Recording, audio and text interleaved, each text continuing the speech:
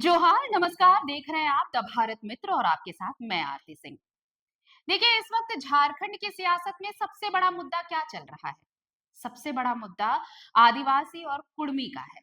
हालांकि इस वक्त घाटशिला उपचुनाव की भी चुनाव भी सुर्खियां बटोर रहा है, लेकिन इन सब के बीच कौन असली आदिवासी है, इस बात की चर्चा खूब हो रही है और इसी को लेकर खूब हो हंगामा भी चल रहा है झारखंड में।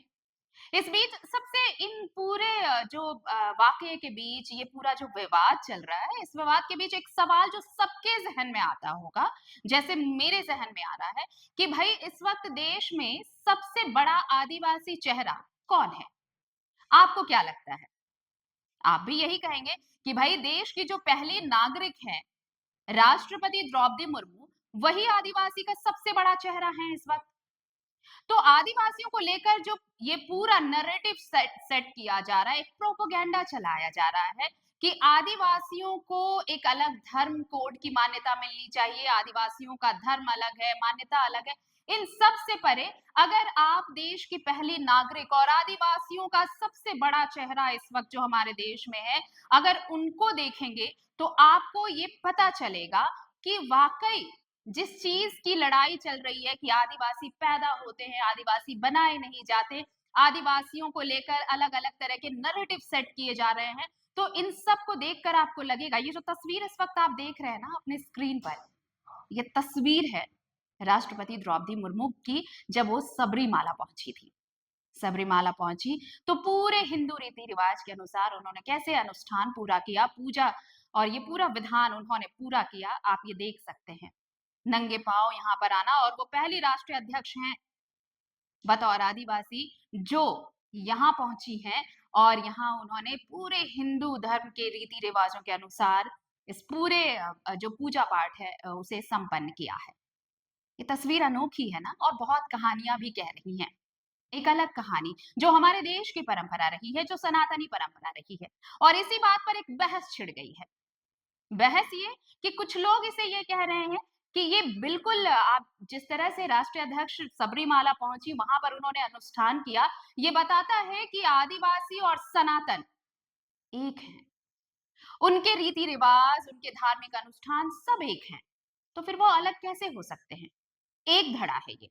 हालांकि दूसरा धड़ा बिल्कुल इसके उलट है, लेकिन सवाल उठता है, इन सारे सवालों के बीच एक सवाल ये उठता है कि जब ये सारी चीजें आपके सामने आती हैं, तो क्या ऐसा ये जो एक पक्ष कह रहा है कि आदिवासियों को लेकर देश में प्रोपोगेंडा चलाया जा रहा है, एक नैरेटिव सेट किया जा रहा है, क्या वाकई कुछ लोग हैं जो प्रोपोगेंडा सेट कर रहे हैं?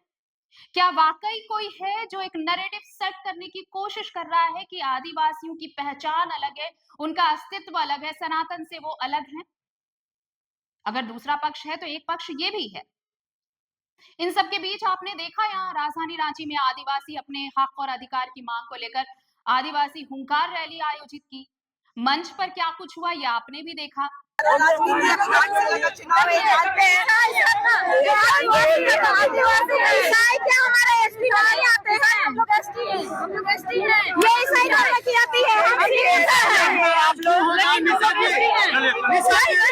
निशा भगत जिन्हें बताया गया कि वो आदिवासियों के हक अधिकार को लेकर वो काफी गोलबंद हुई, बहुत मुखर हुई, तो वो भी जब इस रैली में पहुंची तो उनके साथ क्या हुआ?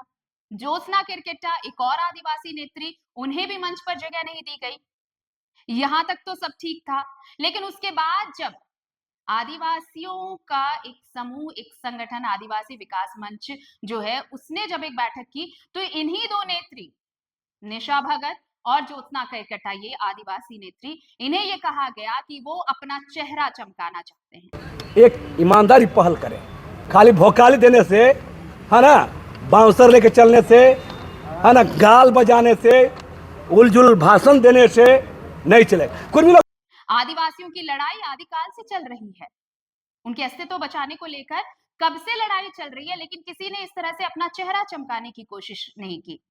बाकायदा प्रेस कॉन्फ्रेंस में ये कहा गया कि ऐसे चेहरा चमकाने वालों को दरकिनार करना है, साइड रखना है। तो क्या वाकई है कि ये एक तरफ प्रोपोगेंडा सेट किया जा रहा है, दूसरी तरफ कोई चेहरा चमकाने की कोशिश कर रहा है, और ये सिर्फ और सिर्फ आदिवासियत के नाम पर? या फिर कोई ईमानदार कोशिश हो रही है कि आदिवासियों को उनका हक और उनका अधिकार मिलना चाहिए? और अगर मिलना चाहिए तो फिर इस तरह से जो कलेश हो रहा है, इस तरह से जो आपस में सिर्फ फुटअव्वल हो रहा है, इसका फायदा किसे मिलेगा? हालाँकि ये सारे वाक़ये मुझे लगता है कि प्रेस कॉन्फ्रेंस को और आक्रोश रैली को इनको मिला दें तो 1 हफ्ते की बात हो गई, 5 से 6 दिनों की बात हो गई।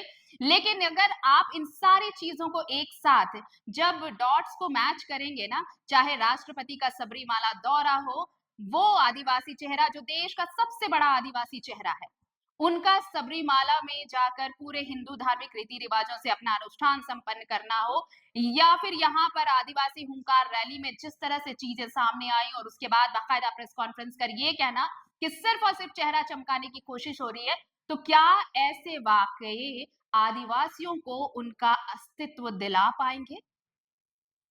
और दूसरी तरफ ये कि कौन है वो लोग जो आदिवासियों के नाम पर प्रोपोगेंडा सेट कर रहे हैं, एक नैरेटिव सेट किया जा रहा है। अगर पहचान नहीं हुई, अगर समझ नहीं आया तो फिर ये एक बहुत बड़ी खाई बनती चली जाएगी और जिसको पाटना बहुत मुश्किल होगा। जोहार, नमस्कार।